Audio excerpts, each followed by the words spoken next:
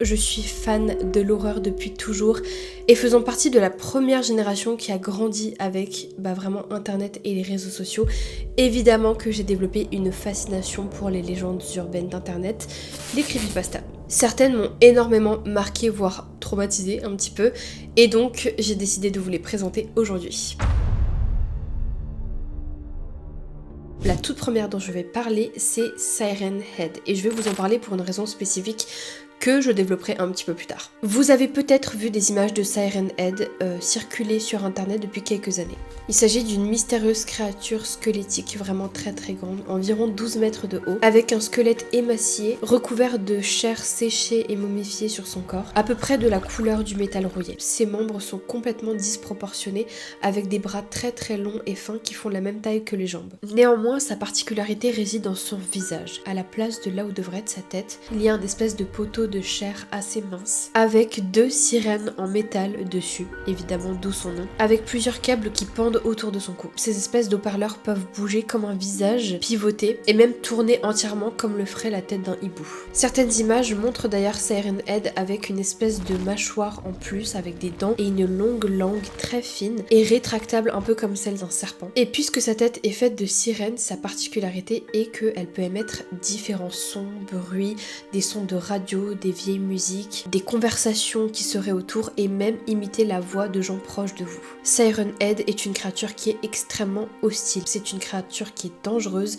qui est très rapide et qui est aussi capable de se camoufler. Elle erre généralement dans des zones rurales, des zones assez boisées, même des forêts. Ses victimes sont donc très souvent des randonneurs, des voyageurs perdus et même des enfants. La toute première apparition de Siren Head aurait eu lieu en 1966, lorsqu'une famille en vacances dans le désert de l'Arizona aurait pris une photo de Siren Head qui se tiendrait près de 2 poteaux électriques. En 1978, une petite fille nommée Catherine aurait disparu après avoir enquêté sur des bruits étranges qu'elle aurait entendus dans la forêt au fond de son jardin. Sa sœur avait rapporté que Catherine aurait apparemment dit qu'elle avait entendu la voix de leur mère résonner dans la forêt, comme si qu'elle les avait appelés, mais que la voix de leur mère sonnait faux et pleine d'écho. Quelques années plus tard, en 1984, 4 ados ont décidé de camper dans un parc en Pennsylvanie. Après qu'ils aient été portés disparus, l'un des 4 ados est revenu et il a dit à sa famille que ses amis avaient été emportés par une créature vraiment très grande dans la forêt. Aucune trace d'eux n'ont jamais été retrouvées. 6 ans plus tard, en 1990, un garde forestier du parc de Kings Canyon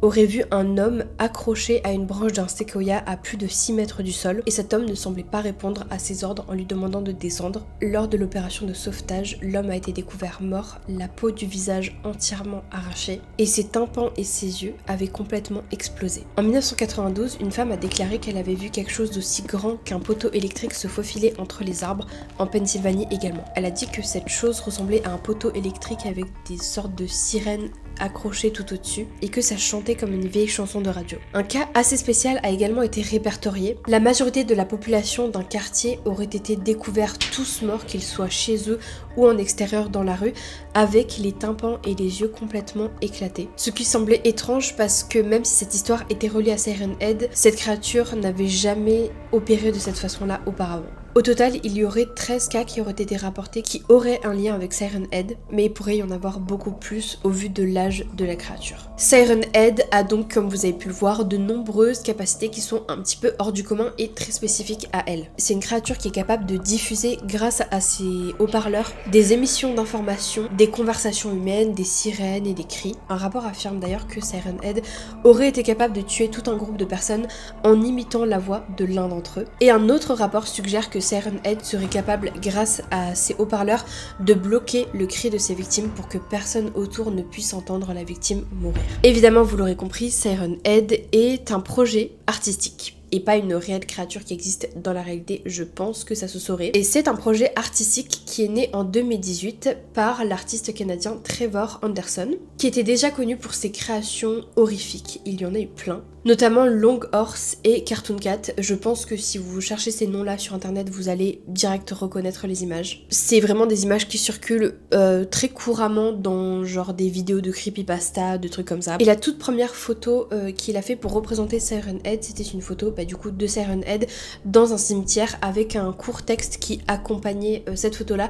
pour expliquer ce qu'était la créature. Je pense que ça doit rappeler à certains en fait la légende de Slenderman qui est un peu née de la même façon et d'ailleurs un peu à la même époque. l'époque, je crois, puisque c'était lié à un projet artistique et que ça s'est fait de la même façon, c'est-à-dire une photo réelle, vraiment qui a été faite par un artiste et qui est accompagnée d'un court texte pour expliquer le contexte de cette histoire que la personne essaie de représenter. Et Henderson lui-même a parlé de toutes ces similarités qu'il y avait avec Slenderman. J'ai dit que Siren Head avait été créé à peu près à la même période que Slenderman, mais parce que je pensais que c'était genre 2008, mais non pas du tout. La créature a bien été créée en 2018 par Trevor.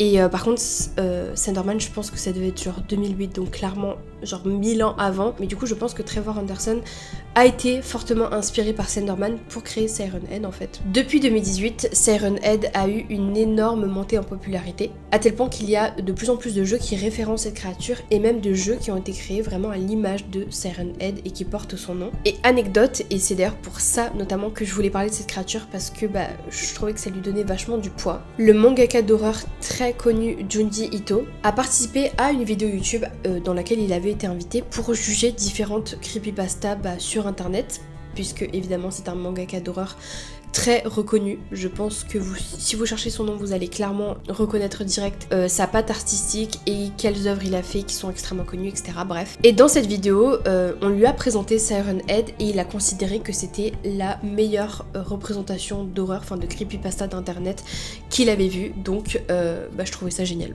Et parce que je trouve aussi que l'image de Siren Head et son lore, même si des fois ils peuvent être un peu tirés par les cheveux, sa représentation physique reste hyper unique et effrayante. Elle a beaucoup de potentiel, je trouve, donc je trouvais ça hyper intéressant de vous la présenter. Deuxième creepypasta, et celle-ci pour le coup m'a vraiment traumatisée quand j'étais enfant et ado en fait. C'est la légende urbaine des Black Eyed Kids, donc les enfants aux yeux noirs.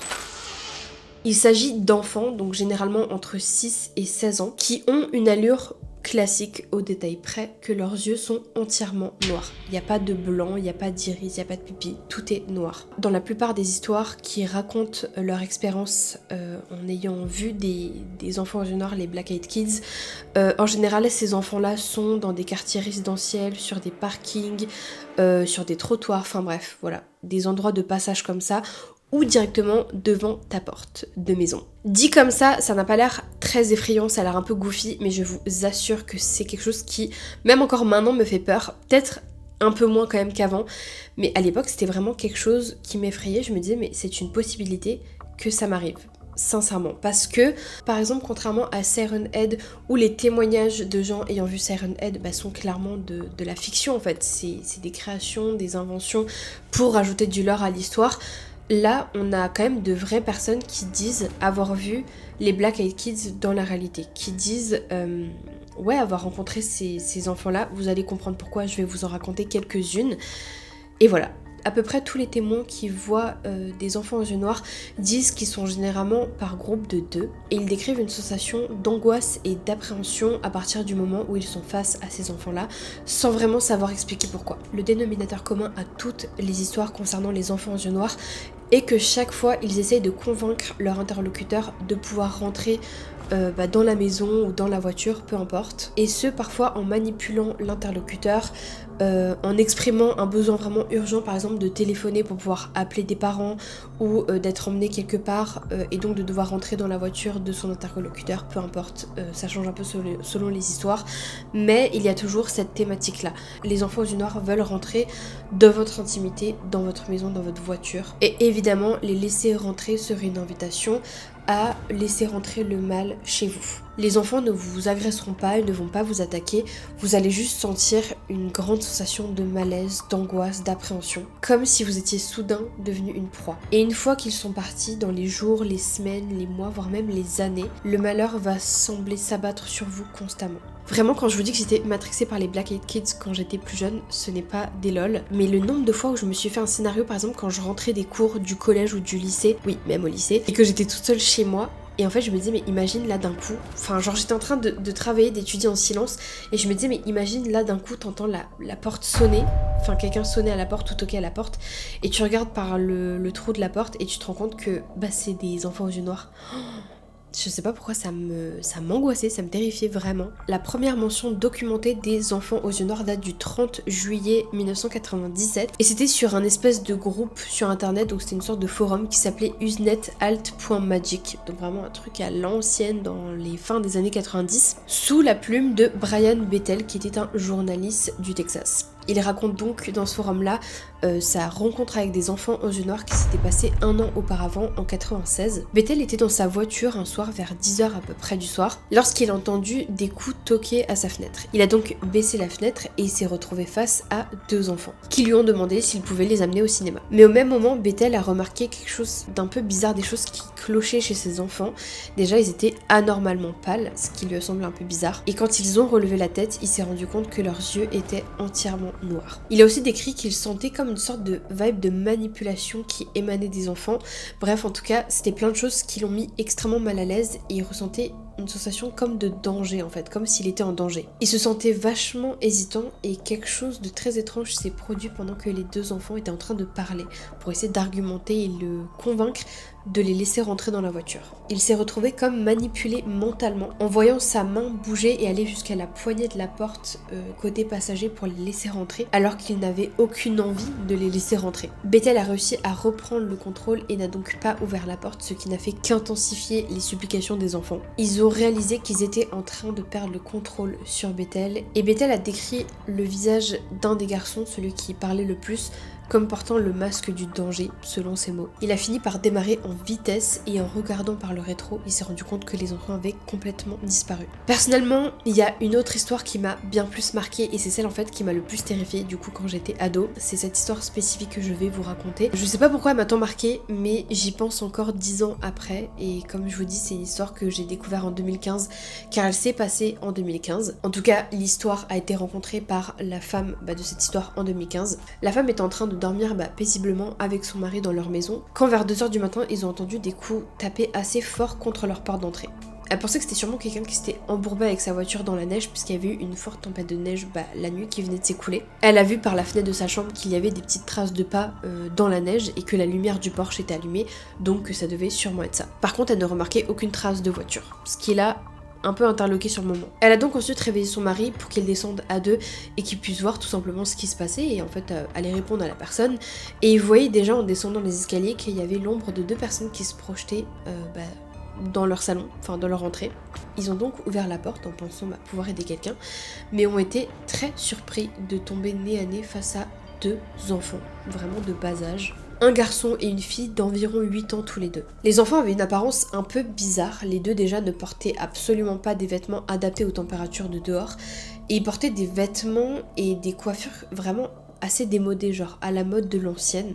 Et les 2 regardaient fixement vers le sol. Là où habituellement la femme et son mari auraient clairement laissé les enfants rentrer, les auraient aidés, etc., etc., ils ont senti comme une sorte d'impression de danger et ils se sont sentis presque dégoûtés et repoussés par l'aura de ces enfants-là et vraiment angoissés par ce que dégageaient les enfants. Et donc plutôt de les accueillir direct à la maison, ils leur ont d'abord demandé qu'est-ce qu'ils faisaient là et où étaient leurs parents. Ce à quoi les enfants ont répondu qu'ils seraient bientôt là. Malgré leur comportement et leur allure un peu étrange, la femme et son mari les ont quand même laissés rentrer parce que après tout c'était quand même des enfants. Ça se fait pas trop les laisser dehors comme ça tout seuls hyper tard le soir dans la neige, même si leur instinct leur criait de ne surtout pas les faire rentrer. Une fois à l'intérieur, ils les ont installés dans le salon, ils ont commencé à leur préparer du chocolat chaud et ils leur ont demandé ce qui se passait, qu'est-ce qui se faisait dehors à une heure aussi tardive, mais la seule chose que les enfants répondaient à ce moment-là était « Nos parents seront bientôt là, nos parents seront bientôt là ». Ils ne répondaient que ça. La femme trouvait ça étrange que des enfants si jeunes ne soient pas inquiétés ou même un peu stressés d'être dans une maison d'inconnus, d'être seuls sans leurs parents, sans leurs repères aussi tard, etc. Et leur comportement étrange n'a fait que décupler la sensation d'angoisse et de peur imminente qu'elles ressentaient. Même leur chat agissait hyper bizarrement alors que d'habitude ils étaient hyper social et même câlins. Elle a essayé de caresser l'un d'entre eux et il a carrément feulé, ce qui n'était clairement pas anodin pour elle. Elle est partie à la cuisine finir de préparer les chocolats chauds et en rentrant dans le salon, elle a vu que les enfants se tenaient très immobiles, très droits sur le canapé, mais que son mari se tenait la tête entre les mains. Elle lui a demandé ce qui n'allait pas et il lui a expliqué qu'il se sentait d'un coup pris de vertige, qu'il se sentait pas super bien. Elle s'est ensuite tournée vers les enfants pour leur tendre leur chocolat chaud et au moment où son regard a croisé le leur, elle a failli leur faire tomber le chocolat chaud sur eux, elle a sursauté parce qu'elle s'est rendue compte que leurs yeux étaient entièrement noirs. Quand les enfants ont vu qu'elle avait eu vraiment peur, ils se sont levés d'un coup et ils lui ont demandé où étaient les toilettes. Elle leur a indiqué où étaient les toilettes dans le couloir et une fois qu'ils étaient tous les deux là-bas, elle a couru vers son mari et lui a dit mais est-ce que t'as vu leurs yeux étaient complètement noirs et son mari avait effectivement vu. Pendant que les enfants étaient aux toilettes, ils étaient en train de se demander à qui pouvaient bien appartenir ces enfants, lorsque d'un coup, le nez de son mari s'est mis à saigner. Elle n'avait jamais vu son mari saigner du nez, et elle sentait pour une raison ou une autre que ça avait un lien avec la présence des enfants. L'angoisse était tellement forte, tellement de choses se passaient bizarrement, l'ambiance était tellement étouffante et effrayante qu'elle s'est mise à pleurer. Elle s'est ensuite levée pour aller chercher des mouchoirs et au moment où elle s'est levée, toutes les lumières de la maison se sont éteintes. En retournant dans le salon, elle a sursauté parce qu'elle est tombée sur les enfants qui étaient devant la porte d'entrée. Ils se tenaient en silence et en voyant la femme, ils ont dit « Nos parents sont là ». Et ils ont juste ouvert la porte et ils sont partis sans même la refermer. Et la femme arrivait à distinguer au loin une voiture qui était garée avec 2 hommes qui se tenaient devant cette voiture et qui attendaient les enfants. Dans les mois qui ont suivi, elle raconte que le malheur n'a fait que s'abattre sur eux. Déjà 3 de leurs chats avaient disparu et l'un d'entre eux avait été retrouvé mort complètement vidé de son sang au beau milieu de leur salon. Son mari avait continué à saigner régulièrement du nez et malheureusement il avait été diagnostiqué d'un cancer très rare et agressif de la peau. La femme a aussi vu sa santé se détériorer petit à petit, elle aussi elle était prise de vertige, de saignement de nez et elle savait que ça avait un lien avec cette nuit-là où ils avaient rencontré les enfants aux yeux noirs et surtout où ils les avaient fait rentrer chez eux. Ils ont essayé de prévenir tout leur entourage à propos de ces enfants-là, de ne jamais les laisser rentrer, mais malheureusement pas beaucoup de gens n'y ont cru, certains se sont même moqués d'eux, et pourtant elle raconte que c'est sûrement le plus gros regret de toute sa vie de les avoir laissés rentrer. Donc bref, cette histoire me terrifiait quand j'étais plus jeune. Mais j'espère ne jamais les rencontrer en fait. La dernière légende urbaine que je vais aborder aujourd'hui, c'est celle des mimiques. Ce type de créature me terrifie vraiment énormément parce que, mais encore à l'heure actuelle, hein, c'est encore pire que les Black Eyed Kids à ce stade-là. En fait, littéralement en préparant cette vidéo, j'étais vraiment pas bien chez moi toute seule en la préparant, recherchant des trucs à ce sujet. Parce qu'en fait, je ne peux pas rationaliser les mimiques en me disant que c'est un projet artistique qui a été créé comme par exemple Slenderman ou Siren Head. Les mimiques font partie de véritables légendes de plusieurs pays différents. Ce sont pas des créations artistiques, même si évidemment ça a été développé en plein de creepypasta, de légendes urbaines inventées, etc. Donc c'est quelque chose qui me fait toujours extrêmement peur, la possibilité de faire face un jour à un mimique. Vous avez sûrement déjà dû entendre ce terme-là sur les réseaux, justement dans des creepypasta, dans des vidéos TikTok. Il y a énormément de vidéos TikTok qui montrent des vidéos qui sembleraient être des mimiques, ou même sur Reddit, mais qu'est-ce que c'est réellement qu'un mimique? Un mimique est donc une créature capable de se métamorphoser en quelqu'un d'autre ou quelque chose d'autre, en général un humain ou un animal, de se déguiser en cette personne et de l'imiter à la perfection ou presque pour essayer de gagner la confiance des autres et ainsi pouvoir mieux manipuler et s'attaquer à ses proies. Les mimiques peuvent se trouver partout dans le monde, c'est la base de plein de légendes en fait dans plein de différents pays. Par exemple, chez les natifs américains, on a les skinwalkers, qui sont donc des chamans en général malveillants, qui sont capables de se transformer, de se métamorphoser en animal généralement et parfois en humain dans certaines histoires. En Allemagne, ça va être plutôt les doppelgangers. Je pense que c'est un terme qui est assez répandu et que beaucoup de gens connaissent. Et les doppelgangers sont généralement des mimes, des imitations de vous-même. Et en voir un, donc voir son propre doppelganger, serait un signe de mauvais présage, de mauvaise fortune, voire de mort qui va arriver proche de vous ou de vous-même. Mais les doppelgangers, à la différence des mimiques, n'interagiront pas avec vous. Ils ne feront que passer ou que se montrer à vous. Et par exemple en France ou dans d'autres pays d'Europe, on a ce qu'on appelle des changelins. Donc dans la tradition, les changelins, ce sont des créatures qui vont se métamorphoser là encore en un autre humain pour le remplacer. En général, ce sont des enfants parce que ces enfants ont disparu, ont été kidnappés et en général, dans la légende, ils ont été kidnappés par des créatures mystiques, notamment des fées. Dans la plupart des histoires, les mimiques sont presque identiques à la personne qu'ils ont ciblée, mais leur déguisement peut être un poil imparfait. Que ce soit un comportement étrange, une façon de parler qui est un peu bizarre, un accent qui est un peu off par rapport à la personne qu'ils essayent d'imiter, il y a quelque chose qui va parfois les trahir, et surtout trahir le fait qu'ils ne sont pas vraiment ce qu'ils prétendent être. Et c'est là généralement qu'on tombe dans le phénomène de ce qu'on appelle le Uncanny Valley, donc la vallée de l'étrange en français. Je pense que c'est un terme qui est assez répandu maintenant, qu'on a souvent entendu parler,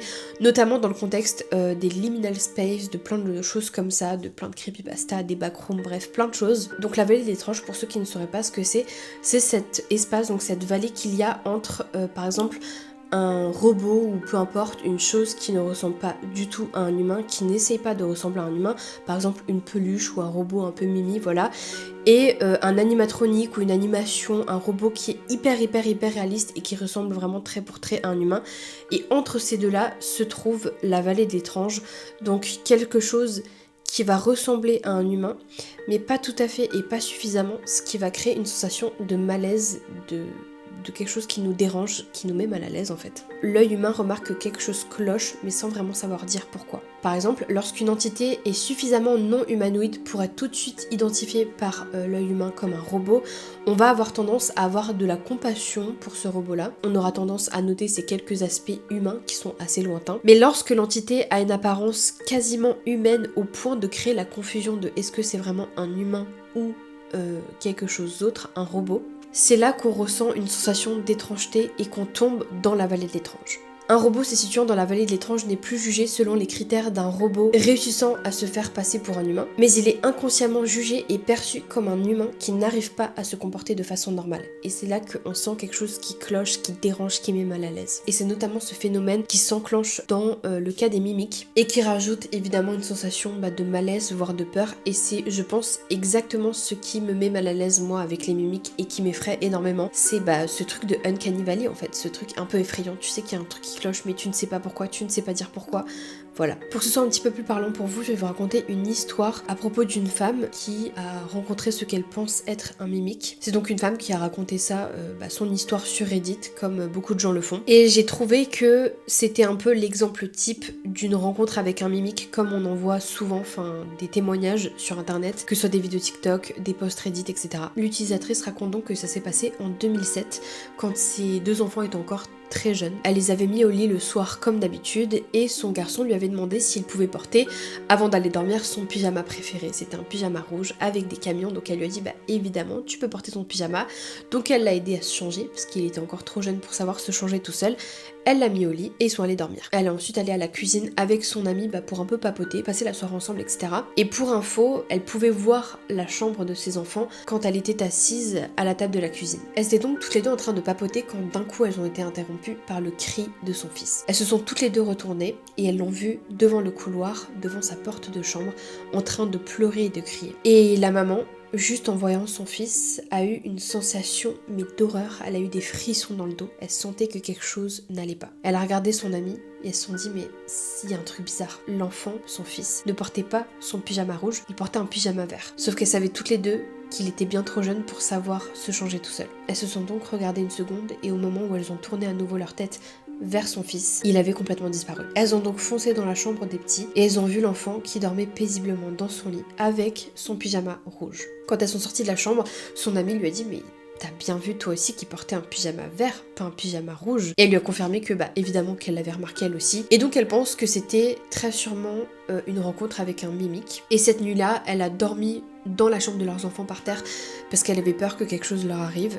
Et aujourd'hui, elle en rigole et elle aime bien raconter l'anecdote là, justement à ses enfants qui ont bien grandi depuis, pour leur dire que elle a vu un jour un mimique de son fils. Mais sur le moment, évidemment, ça l'a terrifiée et ça n'est plus jamais arrivé depuis. Généralement, dans la majorité des histoires des mimiques, tu vas très souvent entendre la voix d'un de tes proches dans ta maison, dans une autre pièce par exemple, t'appeler, t'interpeller ou rigoler, commencer une conversation, mais tu entends au loin que la voix, elle te semble un peu bizarre, elle te semble uncanny, comme si c'était pas vraiment ton proche qui parlait. L'accent est un peu bizarre ou sa façon de s'exprimer est bizarre, n'est pas comme d'habitude et donc tu te méfies. Ou alors même tu sais que la personne n'est pas censée être présente chez toi. Elle est juste par exemple au travail, tu sais qu'elle est au travail mais tu entends d'un coup sa voix résonner dans ta maison. Donc tu sais que ce qui est à la maison n'est pas ton proche. Parfois tu ne fais pas que entendre un mimique mais tu le vois. Tu peux le voir par exemple traverser une pièce alors que tu sais encore une fois que ce proche n'est pas censé être à la maison ou que tu viens de le voir 2 secondes avant à l'étage du bas et que là là tu viens de le voir passer à l'étage du haut. Parfois tu vois le mimique s'enfoncer dans une pièce en te regardant et en ne disant rien, ou pencher sa tête pour te regarder au travers le chambranle d'une porte. Et cette vidéo je la conclue par le fait que je suis terrifiée par les mimiques et que il est quelle heure? Il est 2h45 du soir et que je suis actuellement terrifiée de parler de ça.